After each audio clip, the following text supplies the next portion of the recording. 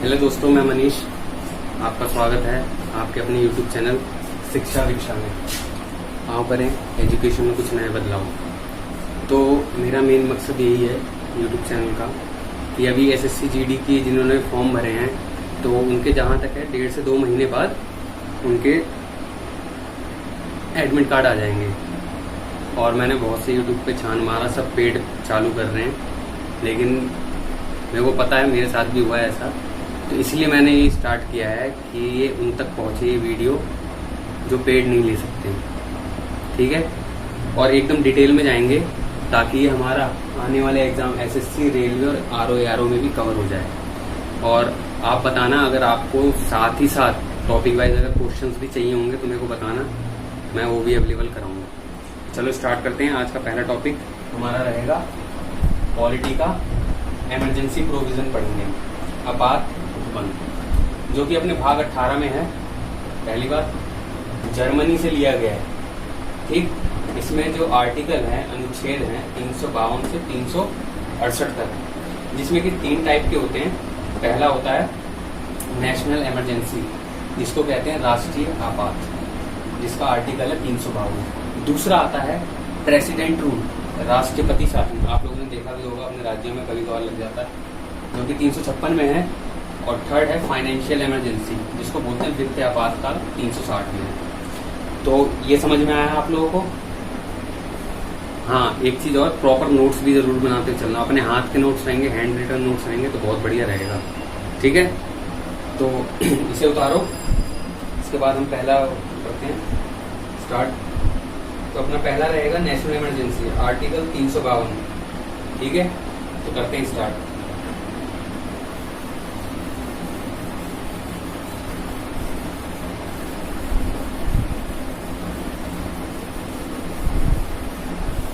अब किसी को कुछ अगर ना समझ में आए तो कमेंट में लिख देना, उस पर दोबारा बन जाएगी, कोई दिक्कत नहीं है। तो अपना पहला रहेगा नेशनल इमरजेंसी, जिसे बोलते हैं राष्ट्रीय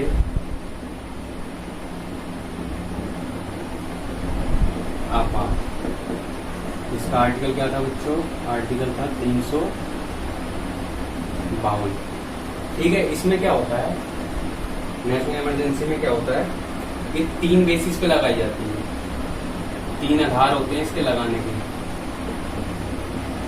पहला आधार होता है तुम्हारा कि जैसे कि अगर देश के अंदर क्या हो जाए, देश के अंदर कुछ आंतरिक गड़बड़ियां हो जाए, आंतरिक गड़बड़ियां कर दो या अशांति कर दो। लेकिन कैसी अशांति?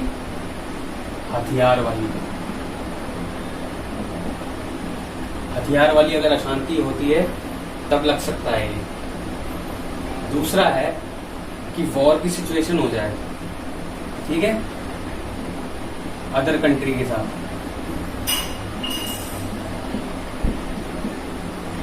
तब लगता है ये, ठीक। तीसरी कंडीशन क्या है कि अगर जैसे वॉर की कंडीशन तो आई लेकिन पता नहीं है,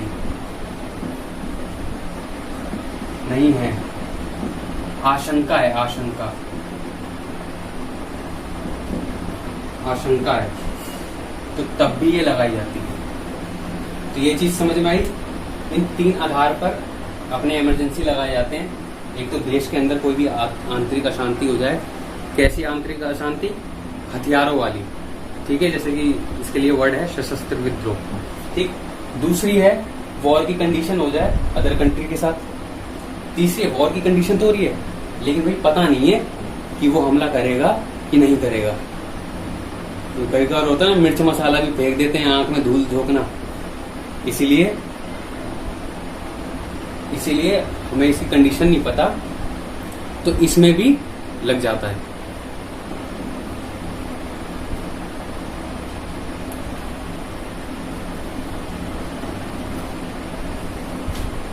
आगे देखते हैं।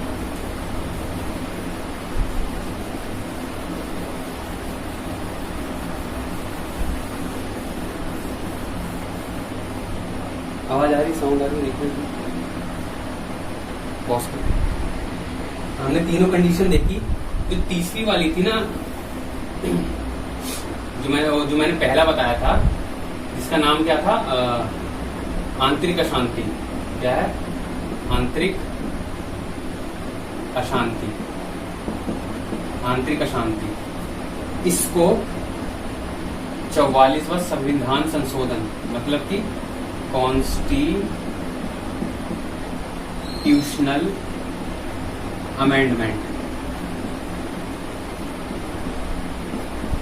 कॉन्स्टिट्यूशनल 44th कॉन्स्टिट्यूशनल अमेंडमेंट के तहत इसको तुम्हारा मोरारजी देसाई की सरकार में 1978 में, कौन थे, किसकी सरकार थी?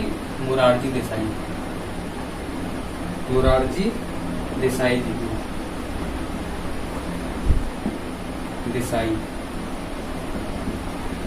मोरारजी देसाई जी उस टाइम क्या थे? राष्ट्रपति थे, प्रेसिडेंट थे। तो इन्हीं के टाइम पर, इन्हीं की सरकार के टाइम पर क्या हुआ कि इसका नाम बदल दिया गया। क्यों? क्योंकि इससे हमें ना क्लियर नहीं पता चल रहा। आंतरिक अशांति, लेकिन कैसी अशांति? हथियार वाली है या कैसी? तो हमें नहीं पता, इसलिए इसका नाम क्या बदल दिया गया था, चेंज करके सशस्त्र विद्रोह। क्या है? सशस्त्र विद्रोह। हिंदी में राइटिंग थोड़ी खराब है दोस्तों, थोड़ा मैनेज करना, ठीक है। तो इसका सशस्त्र विद्रोह नाम रख दिया गया था। इसकी कहानी बहुत फनी कहानी है, बताऊंगा, आगे आएगा, ठीक है। तो इस तीसरे वाले का, आंतरिक अशांति का नाम 44वां संविधान संशोधन करके 1978 में मोरारजी देसाई की सरकार थी, तब इसका नाम सशस्त्र विद्रोह कर दिया गया था, ठीक। अब आगे देखते हैं कि कैसे कैसे क्या क्या होता है इसमें, स्टार्टिंग कैसे होती है, कौन करता है, उद्घोषणा कौन करता है, इसकी घोषणा, ये सब, इसको खत्म कौन करता है, कब तक लगता है, ये सब देखेंगे। और जब जहां जो चीज नहीं आ रही होगी बताना कि हाँ सर ये वाला वापस रिपीट करा दीजिए, तो रिपीट हो जाएगा, उसमें कोई दिक्कत नहीं। तो भाई साहब जी ये यहाँ तक तो हो गया। अब देखते हैं, एक क्वेश्चन है मेरे मन में, देखता हूँ क्वेश्चन तुम बता पाते हो कि नहीं बता। मान लो क्वेश्चन है कि राज्य वर्सेस राज्य, जैसे फाइटिंग होता है ना, वर्सेस ये वर्सेस वो, क्रिकेट में भी होता है ये वर्सेस वो। तो राज्य और राज्य के बीच में अगर फाइट हो रही है तो क्या पूरे देश में नेशनल इमरजेंसी लगेगी कि नहीं लगेगी? हाँ या ना बताओ, लगेगी कि नहीं लगेगी? 5 सेकंड का टाइम देता हूं, बताओ। नहीं लगेगी। क्या सोच रहे थे, लगेगी? हैं?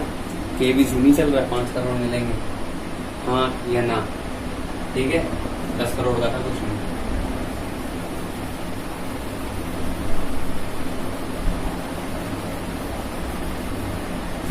आगे देखते हैं। तो जब भी राष्ट्रीय आपातकाल होता है, नेशनल इमरजेंसी होती है, इसकी जो घोषणा करता है, कौन घोषणा करता है? इसकी घोषणा करता है हमारे राष्ट्रपति जी, प्रेसिडेंट भाई साहब, ठीक है, सबसे बड़े व्यक्ति हैं अपने राज्य, तो ये घोषणा करते हैं, ठीक है। लेकिन ये ऐसे नहीं कि घोषणा कर दी मुंह से, जाओ जी लग जाओ, लग गई, बिल्कुल नहीं। लिखित में, किससे?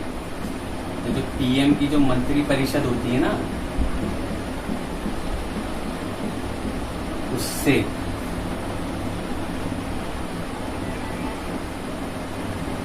पीएम की मंत्री परिषद से, ठीक है।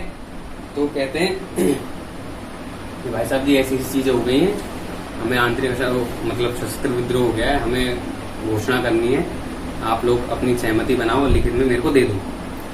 तो अगर उन्होंने दे दिया, लिखित में साइन वाइन कर दिया, तो ओके, अदरवाइज डिसलाइक। ठीक है, अगले पे आते हैं।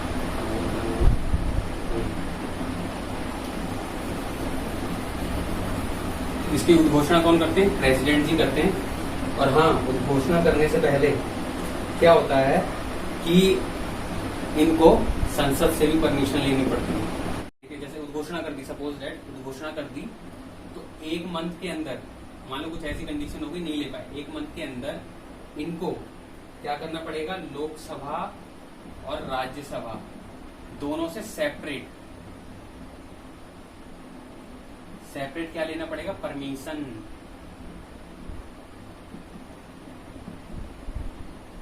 लेना पड़ेगा सेपरेट।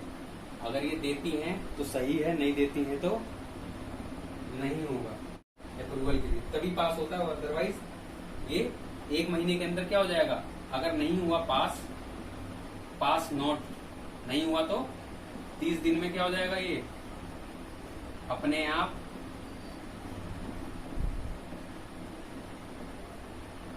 विफल हो जाएगा।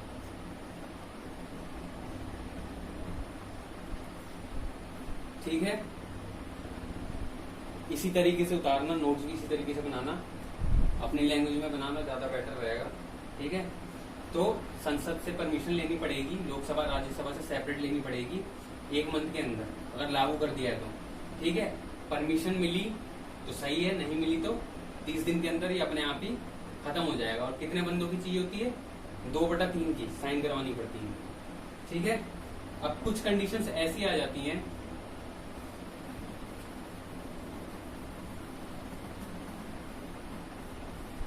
एक कंडीशन है कि हमें पता है राज्यसभा कभी भंग नहीं होती, लेकिन लोकसभा क्या है? स्थायी वो है, तो ये कभी राज्यसभा स्थायी है तो ये भंग नहीं होती, लेकिन लोकसभा अस्थायी है तो ये भंग होती रहती है। सपोज अगर लोकसभा अगर भंग हो जाती है जिस टाइम पे कर रहे हैं, तो क्या होगा? तो राज्यसभा से इनको परमिशन लेनी पड़ेगी, वही 2/3 से, तब जाके इनका चालू हो जाएगा। और फिर जब भी लोकसभा जब भी आएगी तो इनको क्या करना पड़ेगा? 1 मंथ के अंदर परमिशन लेनी पड़ेगी 2/3 सदस्य से। ठीक है, तो ये चीज समझ में आई? ठीक है जी, आगे चलते हैं।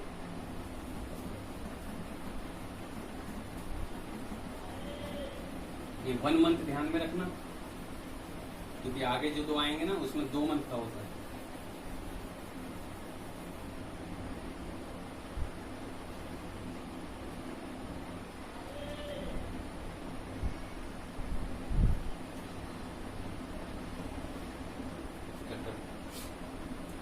तो एक चीज और इसमें लिखनी है, वो लिखना कि सपोज दैट क्या ये चीज रियल है, सपोज नहीं है। ठीक है, अगर अप्रूवल होता है, अप्रूवल जो लिया, ठीक है, अगर ये अप्रूवल होता है तो एक बार में कितना 6 मंथ के लिए लगा रहता है, कितना 6 मंथ के लिए लगेगा। ठीक है, इमरजेंसी 6 महीने के लिए लगेगी। लेकिन भाई कभी कभार ये होता है, हमें कुछ पता नहीं होता कि भाई और आगे बढ़ानी क्या होना है, तो उसके लिए क्या होता है कि इनको दोबारा परमिशन लेनी पड़ती है, अगेन परमिशन लेनी पड़ेगी इनको। अपने आप को मानो कि तुम राष्ट्रपति हो, तभी समझ में आएगा, तभी तो देश को चलाओगे, तभी तो इमरजेंसी लगाओगे। ठीक है, तो दोबारा परमिशन जब लेनी पड़ेगी, तो वही 2/3 के साइन कराने होंगे। वही अगर भंग होगा, अगर लोकसभा अगर भंग हो रही होगी तो भंग में नहीं होगा, राज्यसभा से साइन होगा। ठीक है, अगर भंग नहीं होगा तो दोनों से साइन कराना पड़ेगा। तब ये कब तक लगेगी? अनंत समय तक लगेगी, अनंत टाइम तक। ठीक है, अनंत काल तक लगेगी। ठीक है, तो आगे बढ़ते हैं। अब तो ये हमने देख लिया कि उद्घोषणा कैसे करते हैं, 2/3 साइन कराते हैं लोकसभा राज्यसभा में, सेपरेट वो होता है। और 1 महीने के अंदर लोकसभा से परमिशन लेनी पड़ती है, अगर वो भंग हो, जब भी ऑन होगी वो अपनी, जब भी उसमें एक्टिव में आएगी तो उससे परमिशन लेनी पड़ेगी। और और तुम्हारा ये अगर एक बार में 6 महीने तक लागू होता है, ठीक है, और फिर अगर दोबारा अगर कोई कंडीशन ऐसी आती है कि इसे बढ़ाना पड़े, तो उसमें क्या है, दोबारा इनको परमिशन लेनी पड़ेगी और ये अनंत टाइम तक चलती रहेगी, जब तक नीडेड है तब तक। अब भाई एक क्वेश्चन ये आता है, अगर अनंत टाइम तक अगर चल रही है सर, तो ऐसा भी हो सकता है राष्ट्रपति वापस ही ना ले, तो अपना फायदा देखेगा ना। हाँ बिल्कुल। तो उसके लिए भी संविधान में सॉल्यूशन है, वो क्या है अब देखते हैं।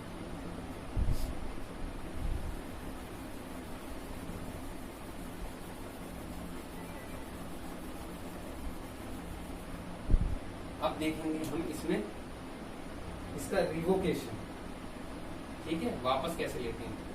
तो रिवोकेशन ऑफ नेशनल इमरजेंसी, वापस लेना, वापस लेना, वापस कैसे लेना।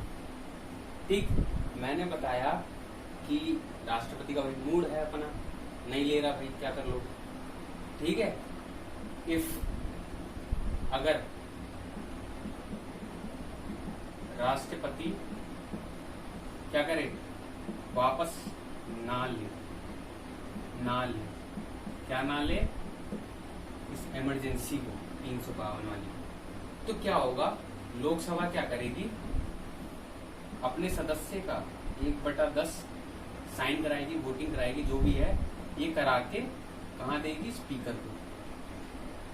स्पीकर होता है ना लोकसभा का पदेन सभापति, मतलब समझ लो एक तरह से लोकसभा का vice chairman, sorry chairman. Speaker क्या करेगा, प्रेसिडेंट को देगा, ठीक। अब प्रेसिडेंट के पास है 14 दिन का वक्त, 14 है, 14 डेज का वक्त है। अब इस 14 डेज के अंदर है ना, इसको अंदर, बाहर नहीं, अंदर क्या है, सत्र बुलवाना पड़ेगा।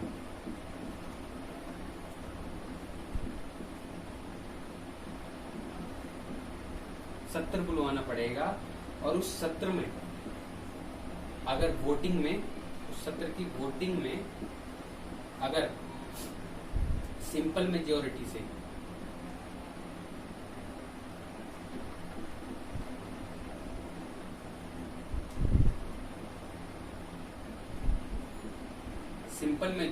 अगर पास हो जाता है बिल, तो क्या है, वो नेशनल इमरजेंसी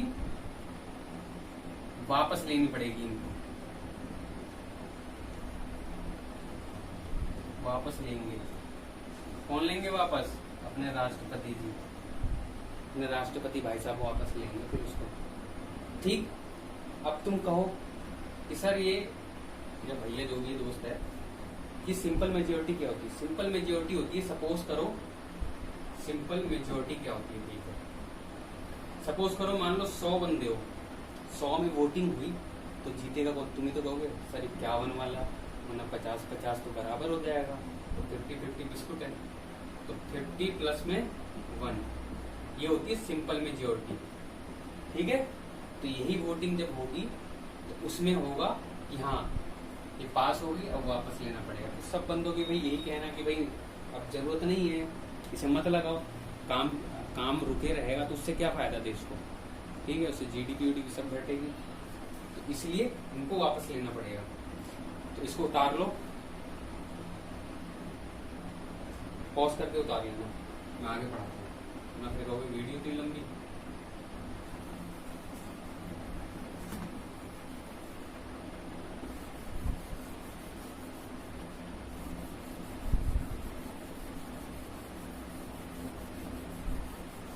तो डस्टर ही हो गया, पहली क्लास में डस्टर हो गया। देखो कितनी मेहनत कर रहा हूँ, तुम भी मेहनत करो, इस चैनल को लाइक शेयर एंड सब्सक्राइब करो, वीडियो पूरी देखना तभी आएगा समझ में, वरना फिर SSC GD में भी पूरे नंबर नहीं मिलेंगे, वो भी कहेंगे अच्छा बेटा आधा ही पड़ गया है, ले फिर आधा नंबर। इसलिए पूरी देखना, पूरा समझना। अब इसके भाई साहब प्रभाव क्या क्या पड़ेंगे, प्रभाव, इफेक्ट, ठीक है, प्रभाव क्या क्या पड़ेंगे। पहली चीज जब ये होगा तो जो संघ की जो कार्यपालिका होगी ना, वो राज्य को क्या दे सकती है, ऑर्डर दे सकती है। ठीक है, तो संघ मतलब क्या है, केंद्र। संघ मतलब क्या है, केंद्र समझो सिंपल भाषा में। केंद्र क्या कर सकती है, ऑर्डर दे सकती है। किसको, राज्य की कार्यपालिका को, जो कार्य करती है, कार्यपालिका को, कि भैया तुमसे कुछ नहीं हो रहा, तब ये इमरजेंसी लग गई तो तुम ये करो। ठीक। दूसरा क्या है, जो लोकसभा और राज्यसभा है वो क्या करेगी, वो तुम्हारा जैसे लिस्ट होती है ना कि राज्यों की सूची, केंद्र की सूची, कि केंद्र के कहाँ कहाँ से टैक्स वसूल कर सकता है, राज्य कहाँ कहाँ से वसूल कर सकता है, तो इस पे भी किसका हक होगा, लोकसभा राज्यसभा का हक होगा। किस पर, राज्य सूची पर, राज्य सूची पर। ठीक। अब तुम कहोगे सर ये तो फिर हमेशा रहेगा, नहीं ऐसा नहीं है। अगर ये इमरजेंसी अगर हटती है, इमरजेंसी अगर हटती है तो ये 6 मंथ के बाद इनका जो हक है लोकसभा राज्यसभा का, राज्य की सूची से खत्म हो जाएगा। इनका जो है ना कब्जा, वो खत्म हो जाएगा राज्य की सूची पर से, जब ये इमरजेंसी हट जाएगी। ठीक है भाई, अगला देखते हैं। तो अगला यही है कि हाँ, जो फंडामेंटल राइट्स हैं,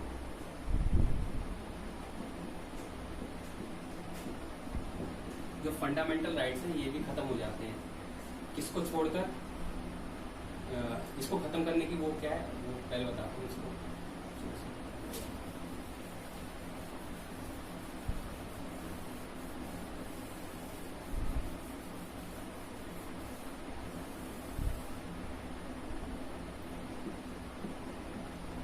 फंडामेंटल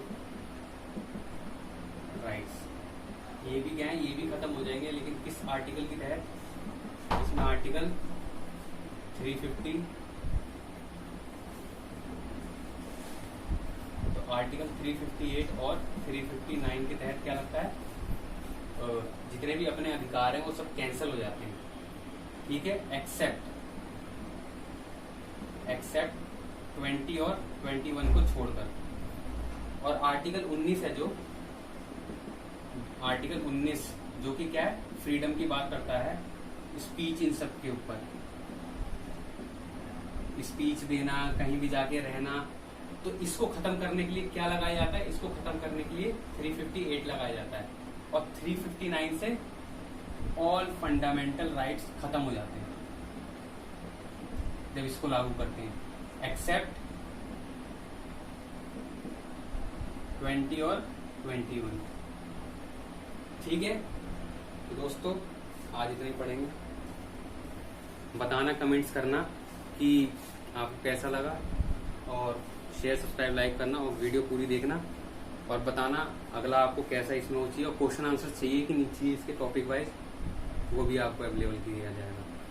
शिक्षा भिक्षा।